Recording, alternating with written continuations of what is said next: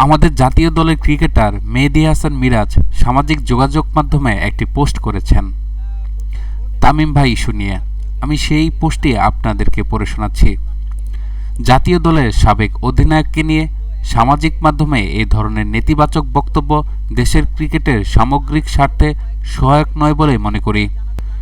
দেশের ক্রিকেটে সুস্থ সম্মানজনক পরিবেশের কথা ভেবে আশা করি সংশ্লিষ্ট মহল বিষয়টি গুরুত্বের সঙ্গে বিবেচনা করবে এবং ভবিষ্যতে আরও দায়িত্বশীল ও সংবেদনশীল অবস্থা নেবে। এখন আমি আপনাকে দেখাবো, এখানে ৮৩,০০০ রিয়েক্ট পড়েছে, ২৮,৮০০ কমেন্ট পড়েছে এবং ২৯৫টি শেয়ার পড়েছে। আমি যদি ভিতরে যাই তাহলে দেখতে পারবো ৮৩,০০০ রিয়েক্টের ভিতরে ৬৫,০০০ হা রিয়েক্ট পড়েছে।